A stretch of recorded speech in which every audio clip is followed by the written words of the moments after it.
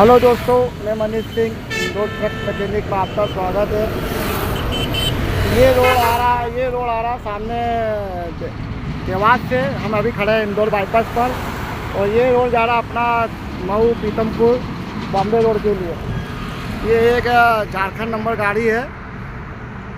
ये झारखंड नंबर गाड़ी 12 चक्का BS3, ये NL नंबर की है, लेकिन गाड़ी झारखंड की है। इसमें शिकायत हो रही थी, गाड़ी गर्म हो रही थी, तो गाड़ी गर्म के सिलसिले में हमने इसका गाड़ी पूरा चेक करने के बाद इसका रेडी वाटर सर्विस कराया है। इसका पूर्ण रूप से